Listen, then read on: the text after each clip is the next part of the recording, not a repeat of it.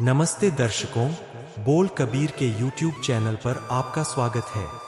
हे भाई, यह संसार एक विशाल और भयावह सागर की तरह है जिसमें डूब जाना आसान है लेकिन पार होना कठिन। केवल वही इसे पार कर सकता है जिसे पूर्ण गुरु की शरण और परमात्मा के नाम की नौका मिल जाए। लेकिन यह मार्ग सरल नहीं है। यह आत्मिक उन्नति का एक कठिन पहाड़ी रास्ता है जहां हर कदम पर मोह, अहंकार और सांसारिक बंधनों की बाधाएं हैं। आज के इस सत्संग में हम जानेंगे कि कैसे यह संसार हमें छलावा देता है, कैसे मोह और माया हमें भटकाते हैं और कैसे केवल सच्ची भक्ति और गुरु की कृपा से इस भवसागर को पार किया जा सकता है। तो जुड़े रहिए, क्योंकि यह ज्ञान आपके जीवन की दिशा बदल सकता है। हे भाई, ये संसार समुंदर बड़ा डरावना है और तैरना मुश्किल है। जिस मनुष्य को पूरा गुरु प्रेम से मिलता है, उसको वह गुरु परमात्मा का नाम देके इस समुंदर में से पार लंघा लेता है। एक तरफ संसार समुंदर है, दूसरी तरफ इसमें से पार लांघने के लिए गुरमुखों वाला रास्ता है। पर आत्मिक जीवन वाला वह रास्ता पहाड़ी रास्ता है। आत्मिक जीवन के शिखर पर पहुंचना मानो एक बड़े ऊंचे डरावने पहाड़ पर चढ़ने के समान है। उस डरावने पहाड़ को देख के घर में माँ बाप, भाई बहन आदि के मोह में ग्रसित जीव स्त्री डर गई कि इस पहाड़ पर चढ़ा नहीं जा सकता, जगत का मोह दूर नहीं किया जा सकता, स्वयं को न्यौछावर नहीं किया जा सकता। आत्मिक जीवन के शिखर पे पहुंचना मानो बहुत ऊंचा और मुश्किल पर्वत है। उस पर्वत पर चढ़ने के लिए उस जीव स्त्री के पास कोई सीढ़ी भी नहीं है। गुरु के सन्मुख रहने वाली जिस जीव स्त्री को गुरु ने प्रभु चरणों में मिला लिया, उसने अपने अंदर ही बसते प्रभु को पहचान लिया और वह इस संसार समुंदर से पार लांघ गई। अगर मैं सदा याद रखूं कि मैंने जगत में से जरूर चले जाना है, यदि मैं समझ लूं कि सारा जगत ही चले जाने वाला है, जगत में जो भी आया है वह आखिर चला जाएगा, मौतरहित एक गुरु परमात्मा ही है, तो फिर सत्संग में प्रभु चरणों के साथ प्यार डाल के सदा स्थिर रहने वाले परमात्मा की महिमा करनी चाहिए। बस यही है संसार समुंदर के विकारों भरी लहरों से बचने का तरीका। सुंदर दरवाजों वाले सुंदर घर व महल, हजारों पक्के किले, हाथी घोड़े, काठियां, लाखों तथा बेअंत लश्कर, इनमें कोई भी किसी के साथ नहीं गए। बेसमझ ऐसे ही खप खप के आत्मिक मौत मरते रहे, इनकी खातिर आत्मिक जीवन गवा गए। अगर सोना चांदी इकट्ठा करते जाएं, तो यह माल धन जीवात्मा को मोह में फंसाने के लिए जाल बनता है, फांसी बनता है। यदि अपनी ताकत की दुहाई सारे जगत में फिरा सकें, तो भी परमात्मा का नाम स्मरण के बिना सिर पर मौत का डर कायम रहता है। जब जीवात्मा जिंदगी की खेल खेल जाती है और शरीर मिट्टी होके गिर पड़ता है, तब धन पदार्थ की खातिर गंदे काम करने वालों का बुरा हाल होता है। पिता अपने पुत्रों को देख के खुश होता है, पति अपनी सेज पर स्त्री को देखकर प्रसन्न होता है।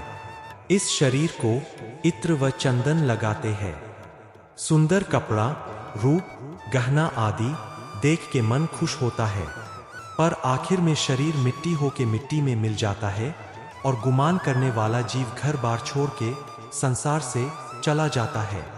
सरदार, बादशाह, राजा, राव और खान कहलवाते हैं, अपने आप को चौधरी, राय, साहिब आदि बुलवाते हैं। इस बड़प्पन के अहंकार में जल मरते हैं यदि कोई पूरा मान आदर ना करे। पर इतना कुछ होते हुए भी अपने मन के पीछे चलने वाले मनुष्य ने परमात्मा का नाम भुला दिया और ऐसे बताया जैसे जंगल की आग में जला हुआ तिनका है, बाहर से चमकदार, अंदर से काला स्याह। जगत में जो भी आया है, मैं बड़ा कह कह के आखिर यहाँ से चला जाएगा। ये सारा जगत काजल की कोठरी के समान है, जो भी इसके मोह में फंसता है, उसका तन मन शरीर राख में मिल जाता है। गुरु ने अपने शब्द के द्वारा जिनकी तृष्णा आग दूर कर दी, वह इस काजल कोठरी में साफ सुथरे ही रहे। जो परमात्मा सभी शाहों के ऊपर बादशाह है, उसके सदा स्थिर नाम में जुड़ के इस संसार समुंदर में से पार लंघते हैं। हे नानक, अरदास करके कह, मुझे परमात्मा का नाम कभी ना भूले। परमात्मा का नाम रतन नाम पूंजी मेरे पास सदा स्थिर रहे। अपने मन के पीछे चलने वाले लोग संसार समुंदर में खप खप के आत्मिक मौत मरते हैं, और गुरु के सन्मुख रहने वाले इस बेअंत गहरे समुंदर को पार कर जाते हैं। वह विकारों की लहरों में नहीं डूबते। हे भाई, यह जगत जीवों के वास्ते सदा रहने वाली जगह नहीं हो सकती। इस वास्ते अपने दिल में श्रद्धा धारण करके उच्च आत्मिक जीवन को अपने जीवन सफर के लिए खर्च तैयार करके पल्ले बांध। सदा परमात्मा के नाम में जुड़ा रह। दुनिया को अपने रहने के लिए पक्का ठिकाना समझ के घर में बैठ जाना भी मनुष्य को मौत से बेफिक्र नहीं कर सकता, क्योंकि यहाँ से चले जाने की चिंता तो सदा लगी रहती है।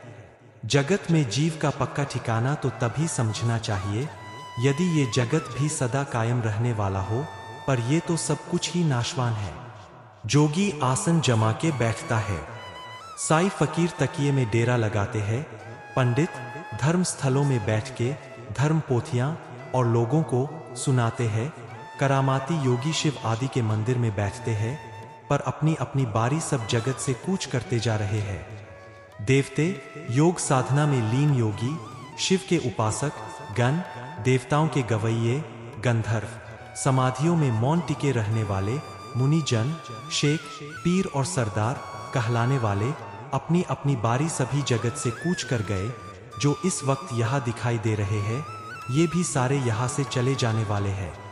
बादशाह, खान, राजे, अमीर, वजीर अपना अपना डेरा कूच करके चले गए। घड़ी दो घड़ी में हरेक ने यहाँ से चले जाना है। हे मन, दिमाग से काम ले, मूर्ख ना बन, गाफिल ना हो, तूने भी परलोक पहुंच जाना है। नानक बेनती करता है, जबानी जबानी तो हर कोई कहता है, पर कोई एक आध ही यकीन लाता है कि हरेक ने यहाँ से चले जाना है, और यहाँ सिर्फ वही परमात्मा अटल रहने वाला है जो जल में, धरती में, आकाश में हर जगह मौजूद है। सारी दुनिया आने जाने वाली है, नाशवान है।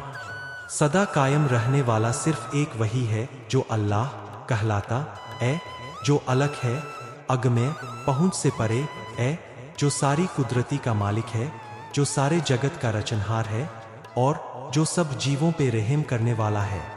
सदा कायम रहने वाला सिर्फ उस परमात्मा को ही कहा जा सकता है जिसके सिर पर मौत का लेख नहीं है। ये आकाश, ये धरती, यब कुछ नाशवान है, पर वह परमात्मा सदा अटल है। हे नानक, ये अटल वचन कह दे, दिन और सूर्य नाशवान है, ये दिखाई दे रहे लाखों तारे भी नाश हो जाएंगे। सदा कायम रहने वाला सिर्फ एक परमात्मा ही है। हे भाई, जो मनुष्य परमात्मा की भक्ति से वंचित रहा, उसका जगत में आना किस अर्थ का। जिसने जगत में आके पूरे गुरु का पल्ला नहीं पकड़ा, उसने अपना जन्म व्यर्थ गवा लिया। गुरु की शरण पड़ने से जब परमात्मा मेहर करता है तो उसकी भक्ति की जाती है। गुरु की शरण के बिना परमात्मा की भक्ति नहीं हो सकती। जब कोई मनुष्य गुरु के स्वयं में स्वयं को मिलाना सीख जाता है तो वह पवित्र जीवन वाला हो जाता है। जो परमात्मा सदा स्थिर रहने वाला है, जिसकी महिमा की वाणी सदा अटल है, उससे गुरु के शब्द में जुड़ने से मिलाप हो जाता है। परमात्मा खुद ही जगत के सारे जीवों की जिंदगी का सहारा है। वह खुद ही मेहर करके जीवों को अपने साथ मिलाता है। नहीं तो ये जीव जंतु बेचारे क्या करें। भाव, इनकी कोई बिसात नहीं कि ये अपने प्रयास से प्रभु चरणों से जुड़ सके। अपने किसी ऐसे प्रयास के बाबत कोई जीव क्या कह के किसी को सुना सकता है।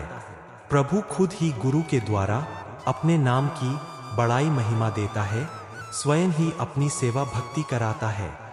मनुष्य अपने परिवार को देख के उसके मोह में फंस जाता है। कभी ये नहीं समझता कि जगत से चलने के वक्त किसी ने उसके साथ नहीं जाना।